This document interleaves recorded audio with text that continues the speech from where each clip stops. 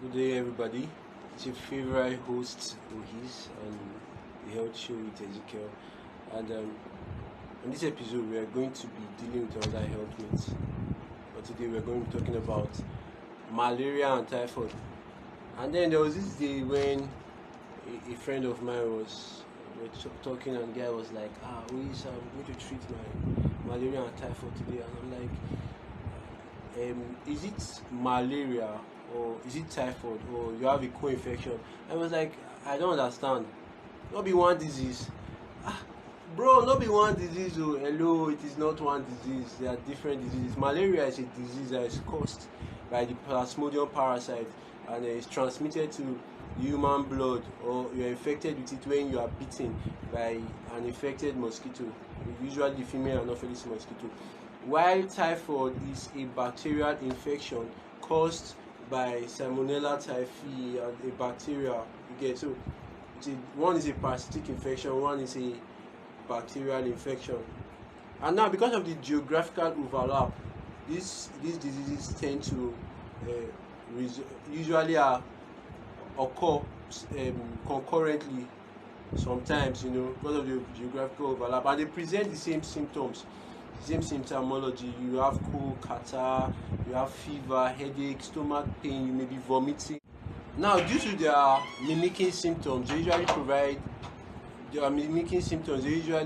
end up providing misdiagnosis or mistreatment. Although sometimes they occur as co-infection. Now, there was even a test done in Ebonyi State in one year community there, where we had about 370 blood samples. Among these 370 blood samples, about the statistics says 190 were positive for just malaria. 170 something was just positive for just typhoid, and then a small number, about 127 of them, 30 something percent, was just positive for having co-infection. So you see, three drug therapy problems could occur while treating malaria and typhoid, or malaria or typhoid, like we've already explained, without tests. Number one, you could have just malaria, right? And then you are using malaria and typhoid drug, which is an antiparasitic drug, and then an antibacterial drug. If you have just malaria, you're going to making your body more resistant to antibacterials when the need arises. I get it. That's one. Two, you may just have typhoid and you are taking malaria and typhoid drug. You understand? It's an unnecessary drug there.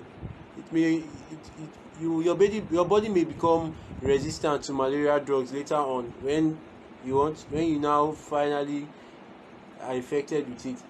Or you have both infection, and many of us, or many persons, just either take the malaria drug or just the typhoid drug, thinking this is what they have been tested over time. Okay, last time that these symptoms presented itself, it was typhoid, so it's typhoid typhoid they worry me.